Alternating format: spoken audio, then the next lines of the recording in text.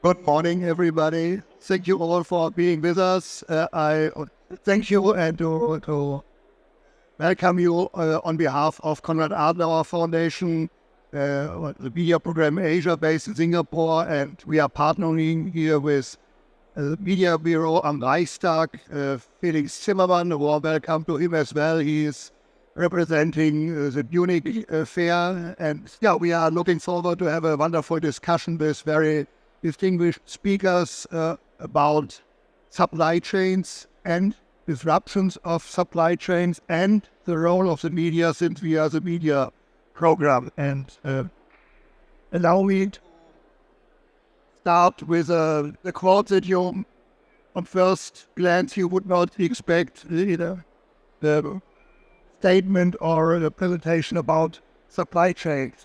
20 years ago, you would have been better off being an average person in Poughkeepsie than a genius in Mumbai or Shanghai, as Bill Gates said in 2005. And counting back 20 years from 2005, it's today 40 years ago.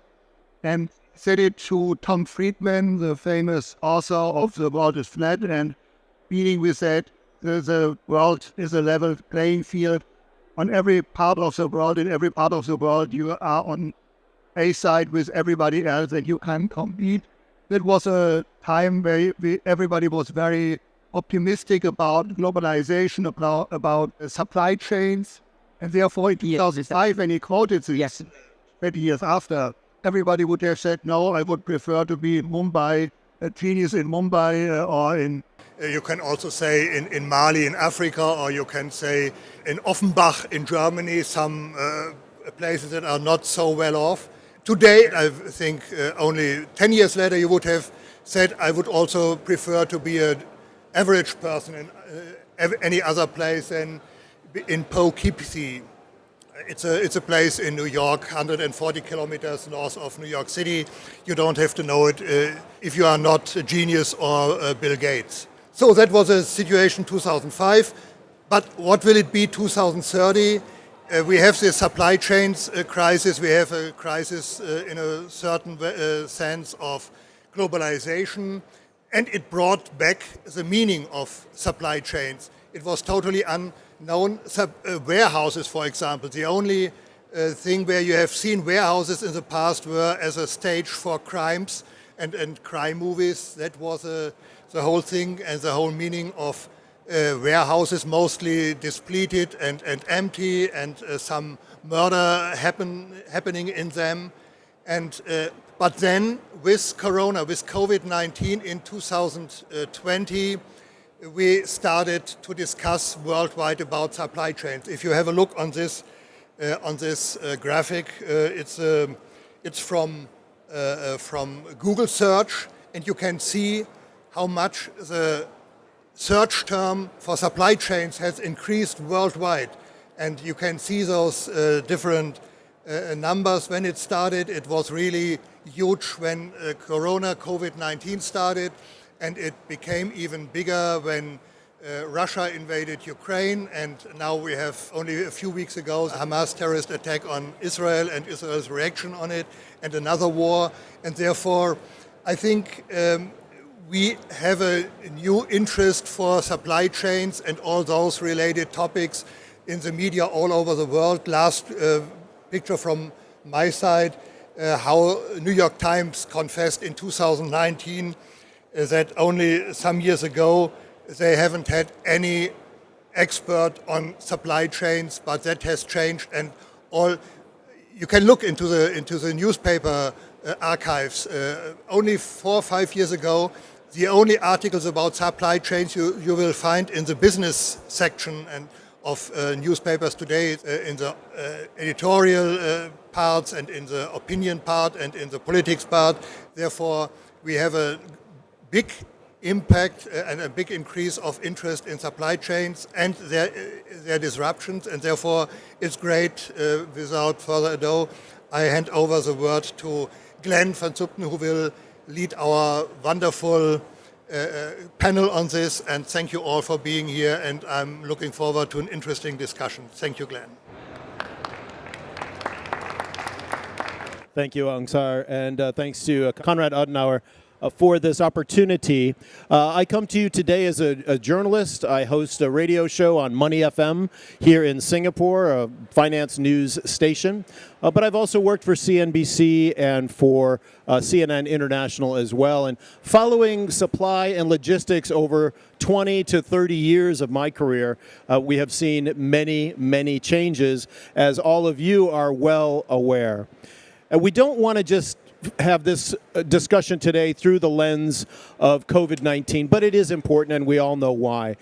We would like to very much focus on where we're at today in this topic and where we might be headed toward in the future, with a view toward giving you and the audience some added value. Our panelists today are a range of corporate and journalist media people from everywhere from here in Singapore all the way up to Lithuania.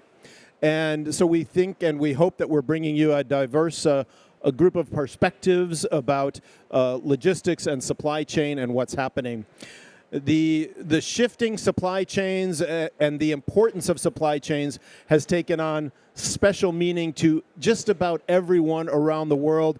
Anybody who had trouble sending something overseas in the past few years, or seeing their stocks of toilet roll run out, or whatever it was they were trying to do be disrupted by what's been happening, not only because of the pandemic, but because of what we've seen happening in Europe and now in the Middle East as well.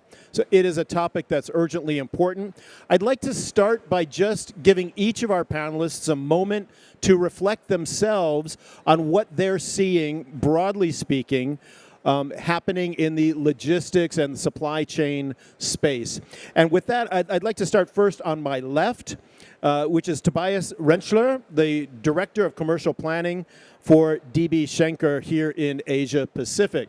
So Tobias, if you'd start off with just a few comments about how you view this space right now from the perspective of DB Schenker. Yeah, thank you very much, Glenn. Thanks for having me here. Yeah, I think some of the issues that we had 2, 3, 4 years ago are still there, but the market situation also changed, right? But in general, I would say we have learned our lesson.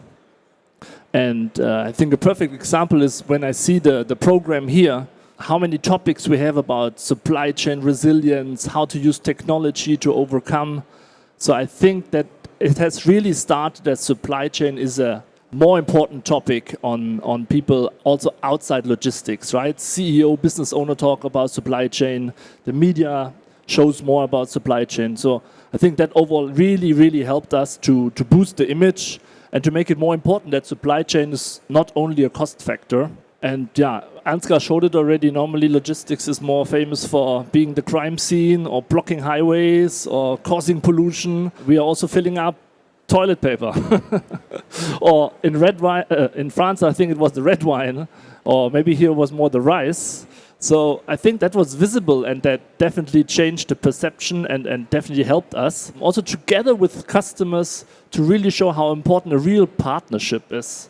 That we can help each other when we really partner up and not only have a dialogue that's only covering the best price.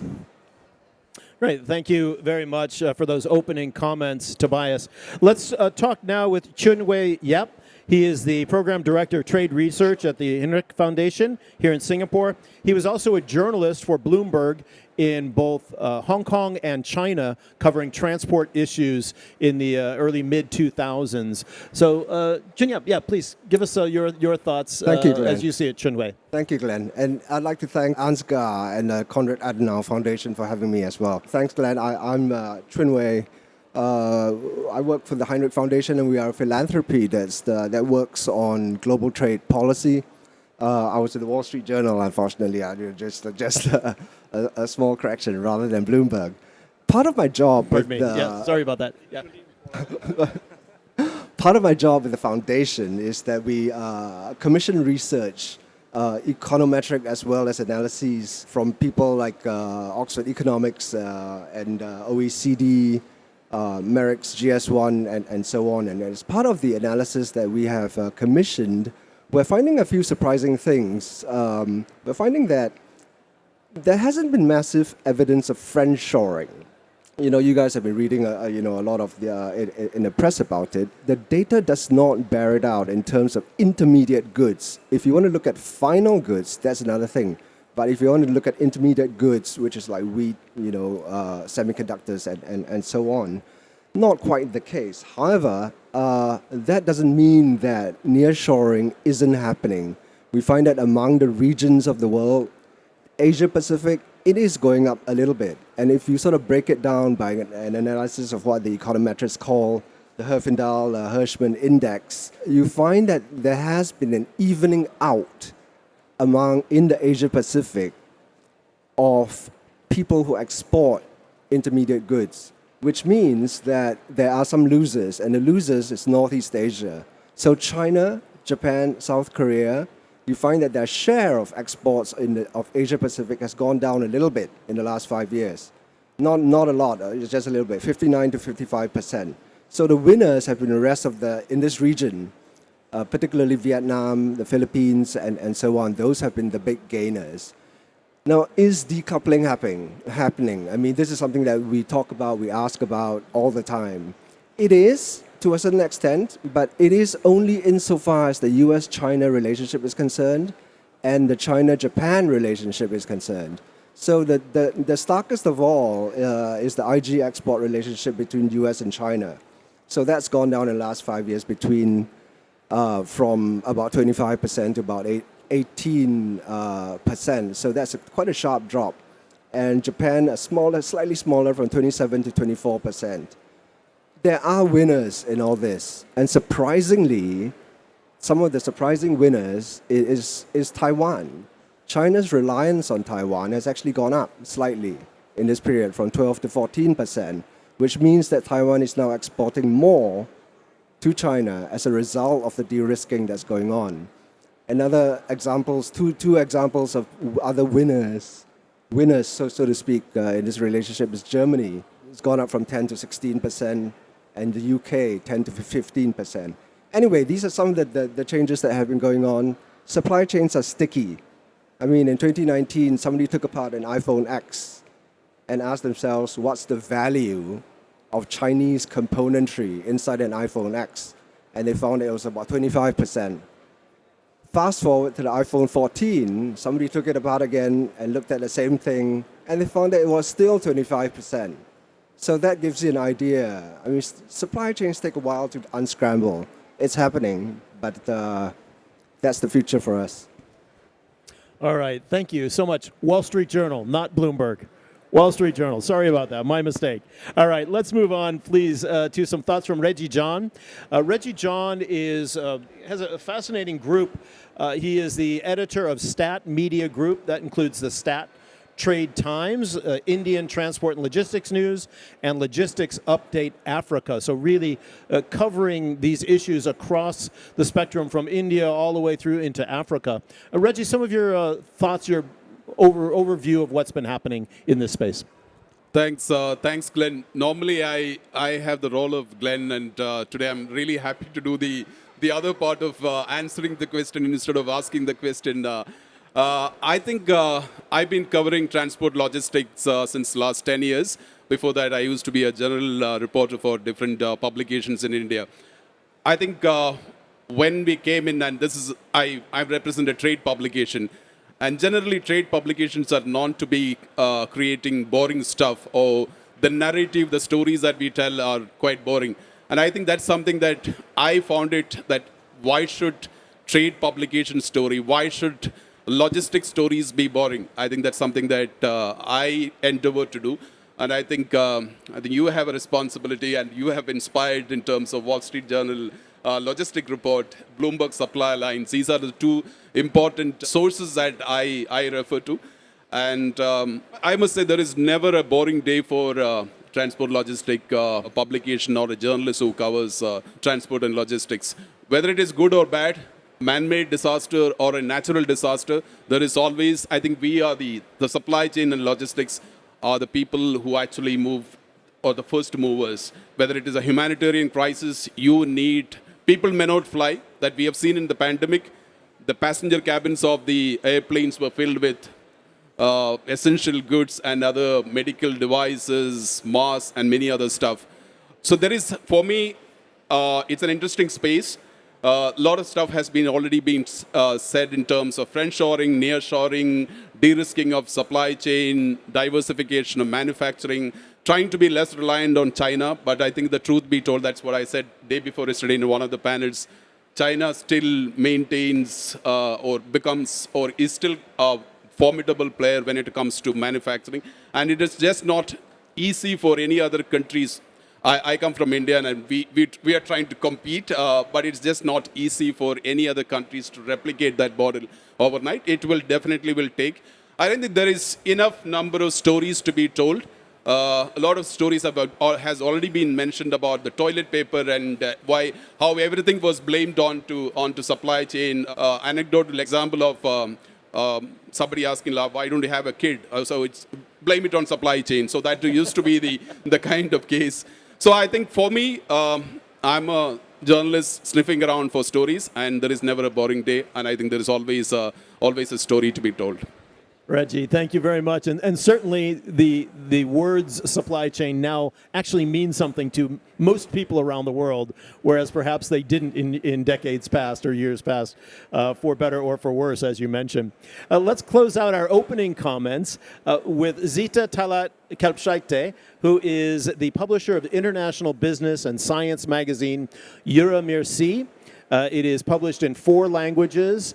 And Zita joins us from Lithuania. So, Zita, some opening comments from you, please. Thank you, Glenn. Hello, everybody. And first, I can ask you forgive for my bad English. I issued and created and issued a magazine 4 and sometimes in 5 languages, for example, Lithuania, German, English, Russian, Chinese, Kazakh, and Arabic. But I very well speak only in Lithuania. And forgive me, and if I make mistake, please help me, okay? My magazine is JÖRA MEER SEA. It's a business and science magazine.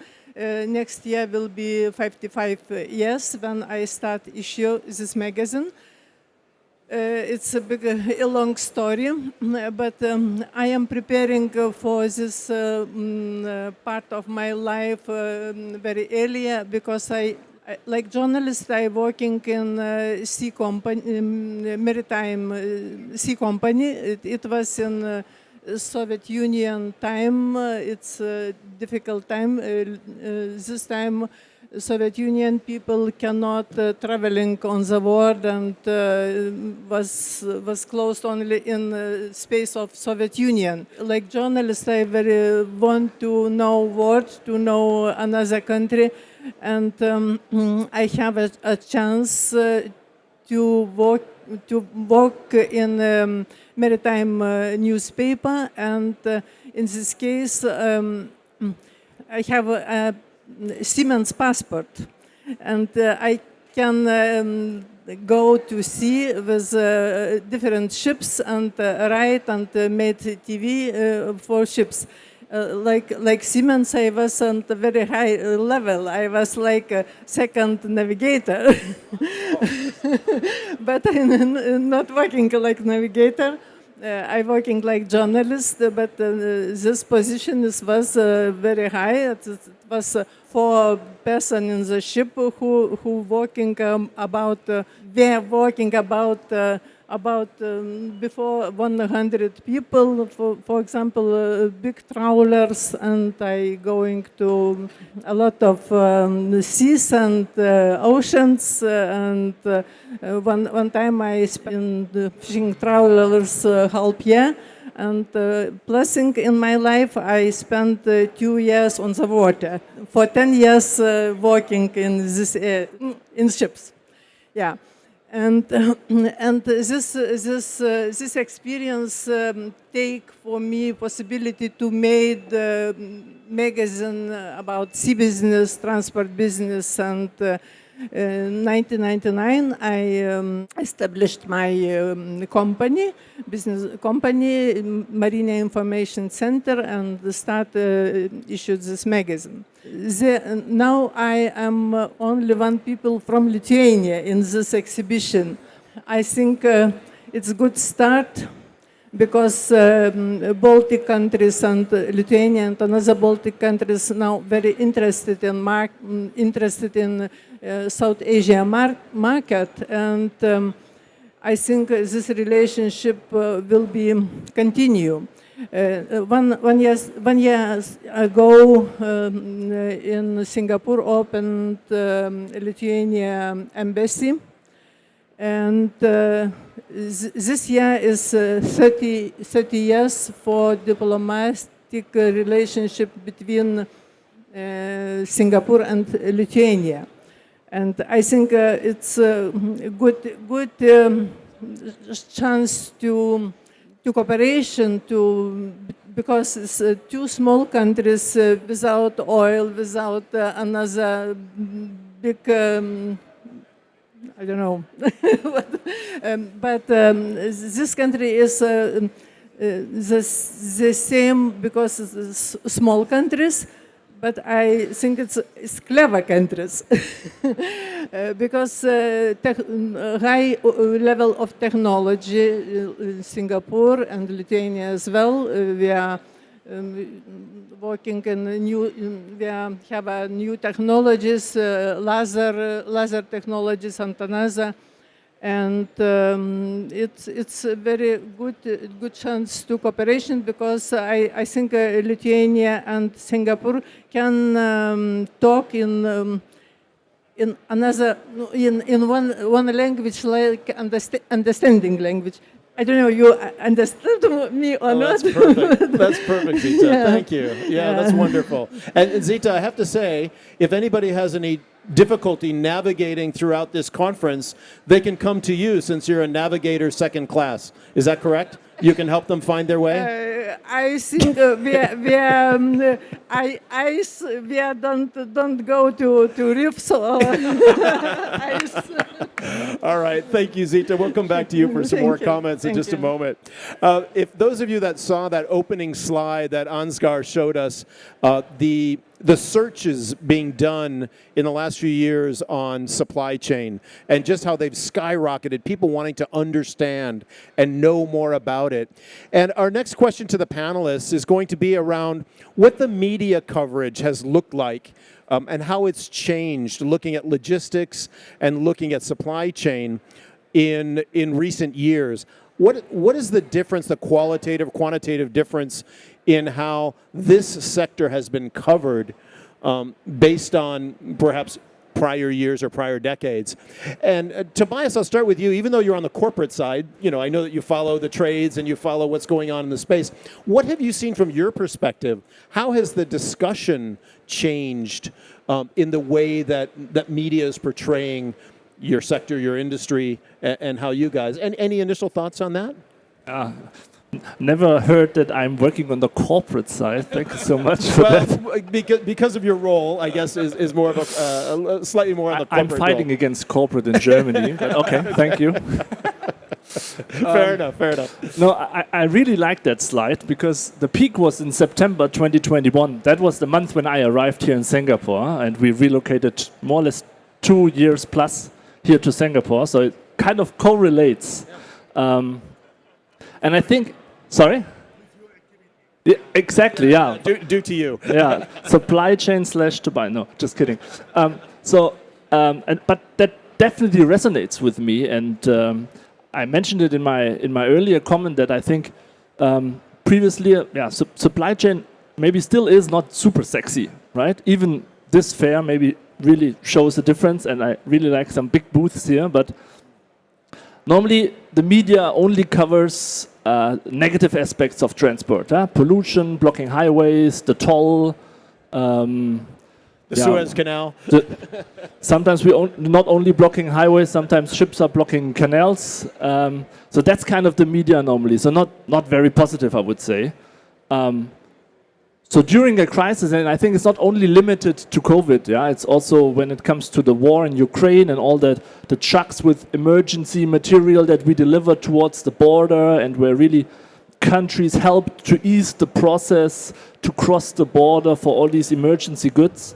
I still think it could be even more, when you ask me, and more positive, because I think logistics is really doing a good job. But yeah, people have been shown more interest searching for it.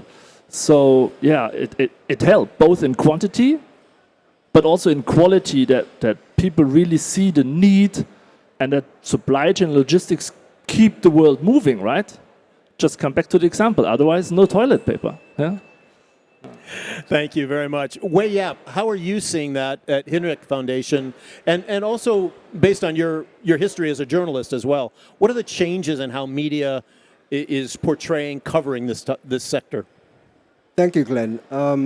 Yeah, so before this current job that I have, I was with the Wall Street Journal for 13 years. And Glenn, you mentioned earlier that the term supply chains, decades ago, years ago, it was unheard of. And you're absolutely right. As a Wall Street Journal reporter, it was really only, when I think about it, only around 2019 that we began to hear this term over and over again. And we found that our editors kept asking us, we got to have more stories on supply chains, over and over again. And you start like, this term just keeps popping up. It just keeps happening.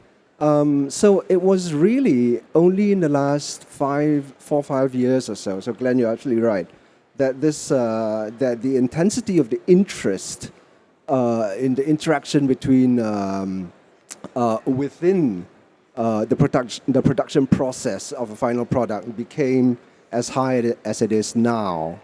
And it sort of, that chart that Ansgar had right at the start of this session was really telling. The one that showed the Google references, because it showed 2 spikes. And I think the first spike was COVID, you correctly identified. And the other one was Suez, Ever Given. That was when you really saw what it means when a supply chain is interrupted. So the reason why I guess there's such an intense interest in supply chains these days is because a very, very small product, let's say, the best example remains, unfortunately, is very cliched, but the semiconductor. Hundreds of thousands of components from 800 suppliers all over the world into one product. And, we talk about, hundreds of thousands of components, 800 suppliers, but really, when it comes down to it, it still is a handful of countries that are the choke points for this production. Taiwan is one, Netherlands is one, Japan, South Korea, to a lesser extent, Germany, UK. So it boils down to this. And when you look at 20 centuries of trade, and I really am talking about 20 centuries, 80% of maritime trade still travels by sea. And really, when it comes down to it, there are seven choke points in the world's oceans. It's Bab el-Mandeb, the Hellespont, Hormuz, Malacca, the Dardanelles, and the 2 man-made ones, Suez and Panama. So, when you look at supply chains, the intensity has grown because of the products that we use, and therefore the media has been sort of covering it like crazy. But when it comes down to it, there are just immutables in this story that has been with us for centuries. I guess that's why it's become such a compelling story.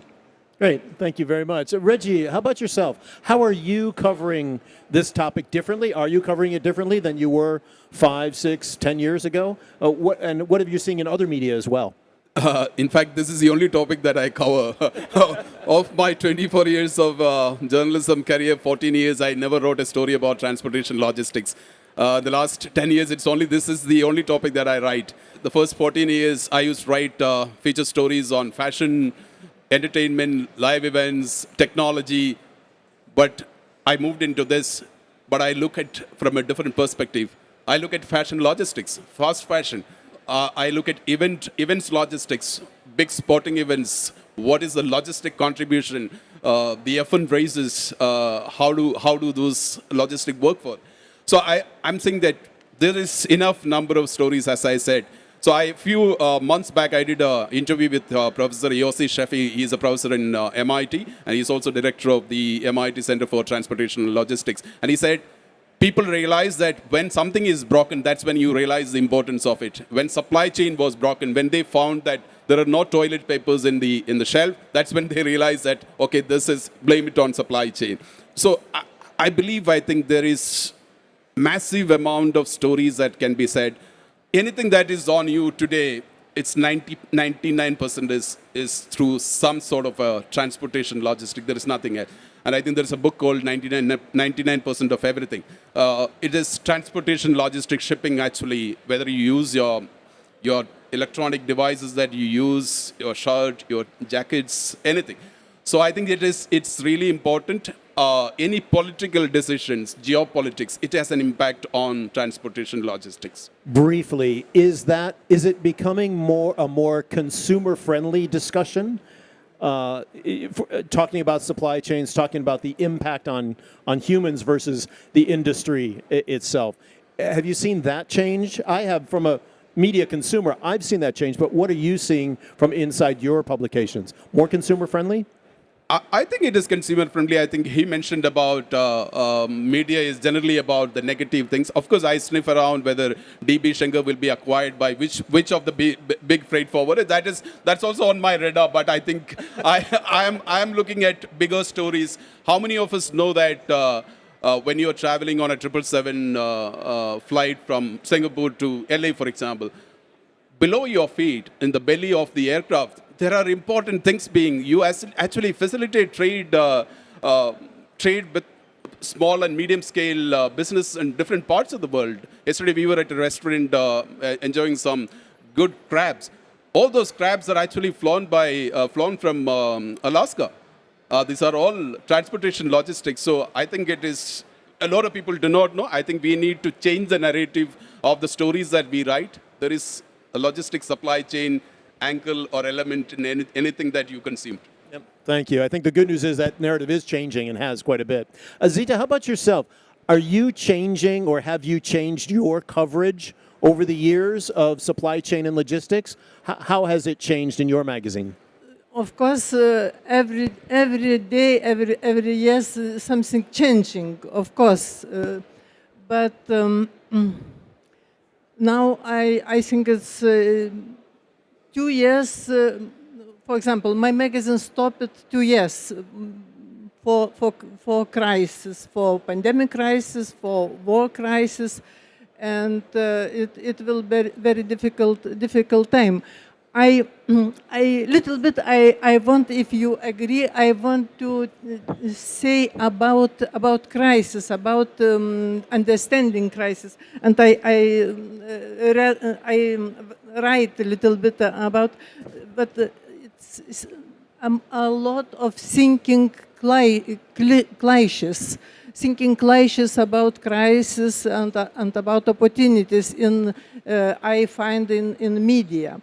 And I want to ask, is crisis really an opportunity? Is always crisis really an opportunity? Because I listen in a lot of conferences and seminars, and if crisis, no problems, crisis is opportunity, crisis is like conferences which Grieg Fund and Frognet also of the words crisis, the financial crisis, the migrant crisis, the climate crisis, the political crisis, and so on. Speakers, lifestyle teachers, self-help motivators, and another all kinds began to broadcast that crisis is opportunity in this guy. Someone planned for my saying, it is a word from, it is like, says like Chinese wisdom, that crisis is opportunity and is the same word, but it's totally myth. It's not the same word. In Chinese, crisis is Wei, opportunities, Kinang Sing. But one hieroglyph is the same, and I don't know what is first. Say, crisis and opportunities in Chinese language is the same word, and it's opportunities. Zita, do you feel like there's one issue for the Baltic states that's important to cover, that's important to really talk about when it comes to supply chain and logistics? You know, we're talking about maybe the polar route now opening up, etc. Some of those types of issues. Is there one issue like that that you are really focused on these days? And what is that issue? In Baltic states, yes, but for supply chain, it's totally stopping supply chain. For example, not stopping, but very, very difficult. For example, Baltic Sea, for example, Lithuania through Kazakhstan.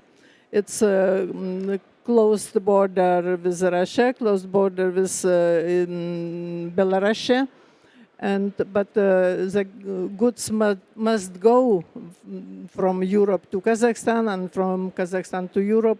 It's a long way of big auto stop it on the ways, on the borders, because some borders is closed and not much ways is open to go to Kazakhstan. And for example, logistic companies, Lithuanian logistic companies and Kazakhstan logistic companies, it's very difficult time for him, because they are finding the ways from Latvia and for example, to fly to Singapore.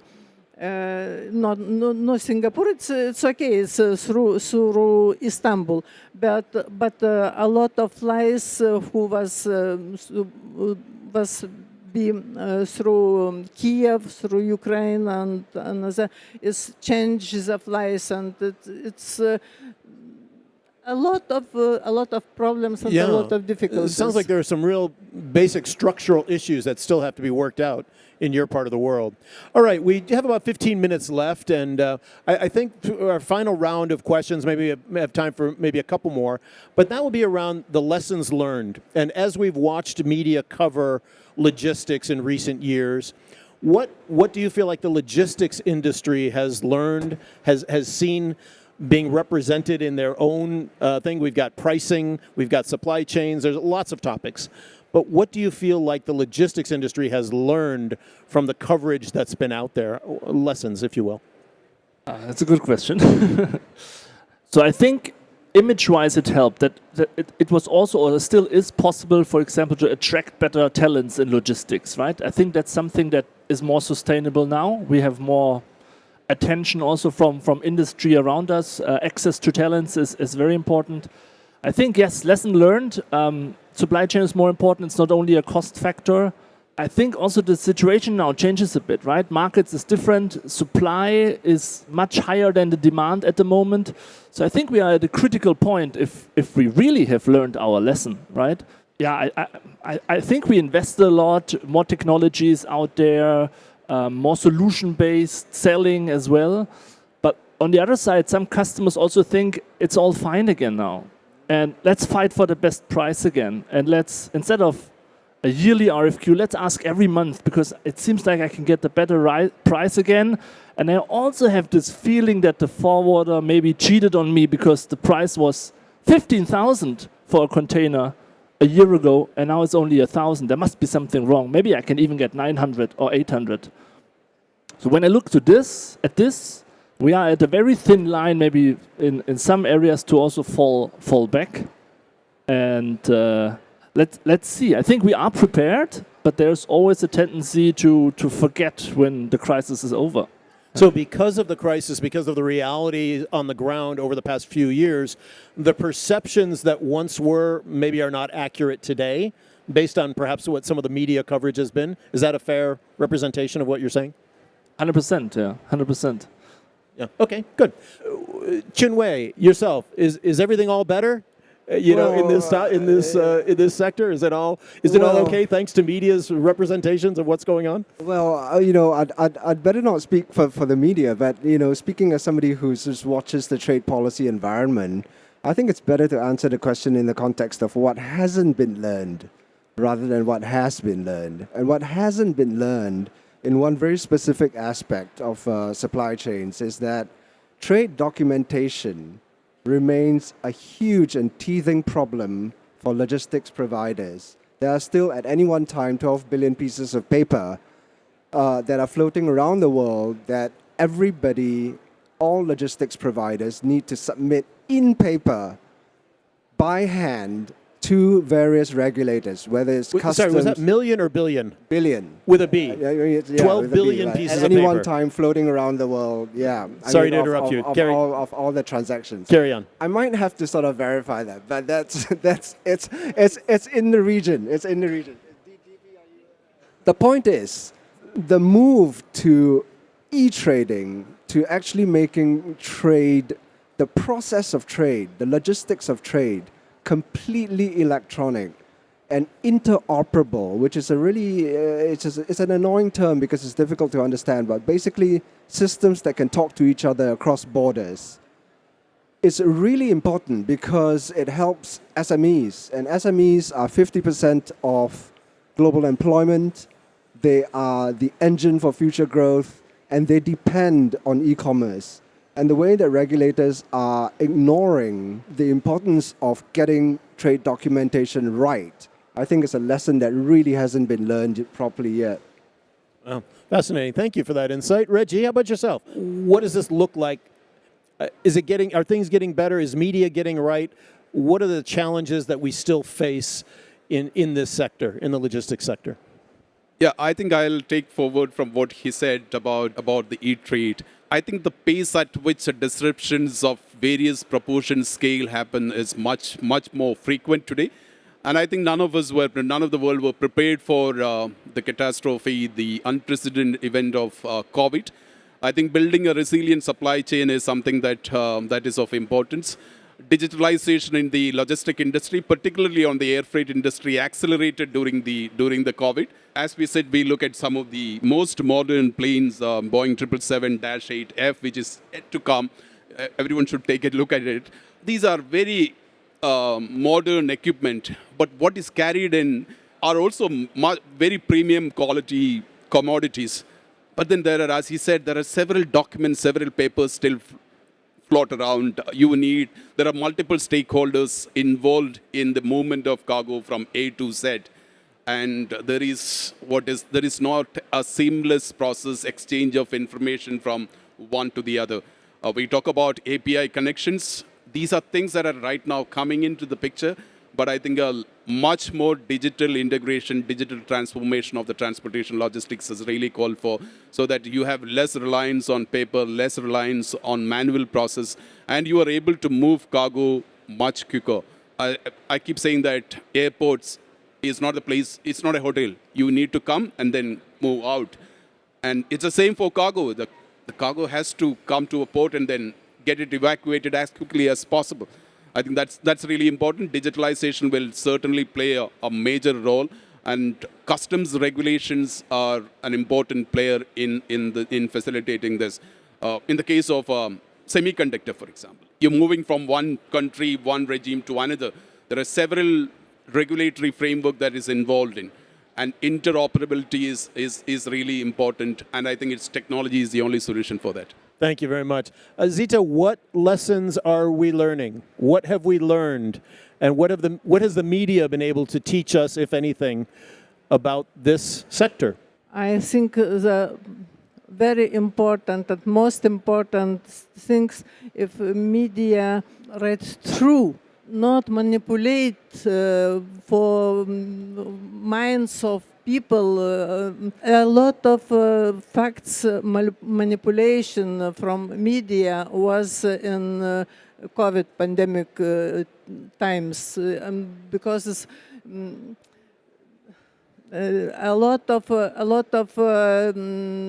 position, but not through position, and the society was on two lager vaccination or not vaccination. It was I don't know in another country, but in Lithuania, for example, was very big discussion and meetings.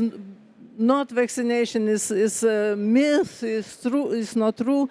And I think it's media not good work. Not this decision. Sorry, cannot say really. But in this case, media must be more. Have a very strong position and explain for society, but not publishing a lot of minds and but no, in time of crisis, I think media. It's my mind is a lot. Liberalism is not very good. Okay. Thank you, Zita. We do have time for just maybe one or two quick questions. Does anybody in the audience have a question or two? I've got more I can ask, but wanted to make sure if any of you had something to say. Any quick questions? Yeah, thank you very much. Very interesting discussion.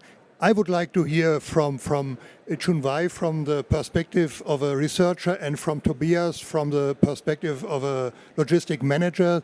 We spoke about the role of the media. And we learned that the media and the journalists only started to learn about logistics and supply chains 3, 4, 5 years ago. From your point of view, is there enough competence, enough capability in the media already? Do they know about what they are writing?